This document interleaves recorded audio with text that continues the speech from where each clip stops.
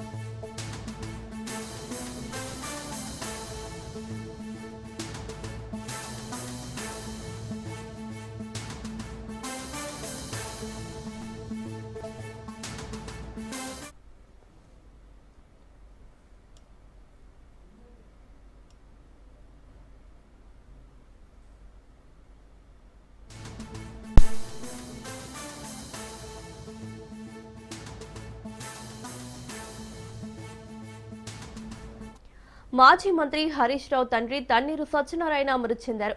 అనారోగ్యంతో సత్యనారాయణ తుది శ్వాస విడిచారు. హైదరాబాద్లోని స్వగృహం క్రిన్స్ విల్లాస్ లో సత్యనారాయణ భౌతిక కాయాన్ని ఉంచారు. సత్యనారాయణ మృతి పట్ల పలువురు నేతలు సంతాపం తెలిపారు. సత్యనారాయణ భౌతిక కాయానికి నివాళులర్పించారు.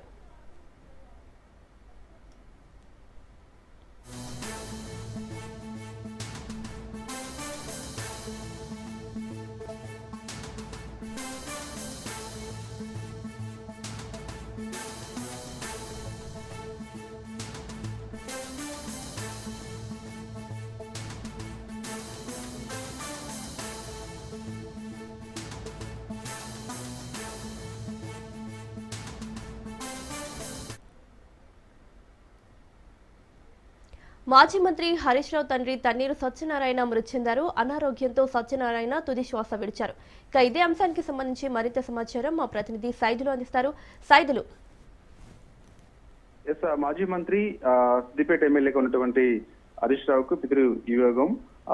అనారోగ్య కారణాలతో మాజీ మంత్రి హరీష్ రావు తండ్రి సత్యనారాయణ తెల్లవారుజామున 3 గంటలకి ఆయన తుది శ్వాస విడిచినట్లు కుటుంబ సభ్యులు చెప్పడం జరిగింది. సో ఇక ఇప్పటికే బిజీగా ఉన్నటువంటి హరీష్ రావుకి పితృ వియోగం జరగడంతో బీఆర్ఎస్ పార్టీ నాయకులందరూ కూడా నానక్రమగూడలో ఉన్నటువంటి క్రిన్స్ విల్లాస్ కు వెళ్తున్నారు. ప్రజల సందర్శనార్థం ఈ రోజు సాయంత్రం వరకు కూడా క్రిన్స్ విల్లాలోని ఆయన పార్థివ దేహాన్ని ఉంచుతామని చెప్పేసి కుటుంబ సభ్యులు చెప్పడం జరిగింది. సో మరి కాసేపట్లో బీఆర్ఎస్ వర్కింగ్ ప్రెసిడెంట్ కేటీఆర్ కూడా పార్థివ దేహాన్ని సందర్శించి నివాళులర్పించి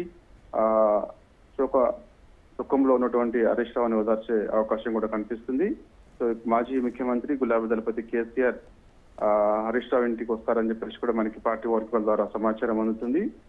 దుఃఖ సముద్రంలో మునిగిపోయిన కుటుంబ సభ్యుల్ని, హరీష్ రావుని కుటుంబ సభ్యులందరినీ కూడా కేసీఆర్ పరామర్శిస్తారని చెప్పేసి కూడా పార్టీ వర్గాలు చెప్తున్నారు. సో ఇప్పుడు తెల్లవారుజామున ఆయన అనారోగ్యం కారణంగా మరణించడంతో పార్టీ ముఖ్య నాయకులందరూ కూడా ఒక్కొక్కరుగా ఆనకరామగూడలో ఉన్నటువంటి హరీష్ రావు క్రిన్స్ విల్లాస్ కు వెళ్తున్నారు. అక్కడ పార్థివ దేహానికి నివాళులర్పించి దుఃఖ సముద్రంలో మునిగిపోయినటువంటి కుటుంబ సభ్యుల్ని, హరీష్ రావుని ఓదార్చుతున్నారు. సో కొద్దిసేపటి క్రితమే మన డిప్యూటీ ముఖ్యమంత్రి ఉన్నటువంటి బట్టి విక్రమార్క వాళ్ళు ఆయన సంతాపం ప్రకటించారు. స్పీకర్ గడ్డం ప్రసాద్ కుమార్ సంతాపం ప్రకటించారు.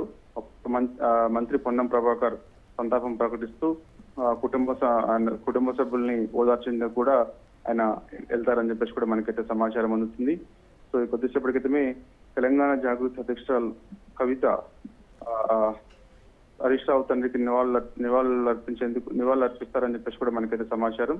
సో ఆమె కూడా కవిత కూడా సంతాప ప్రకటన కొద్దిసేపటి క్రితమే తెలియపరచడం జరిగింది.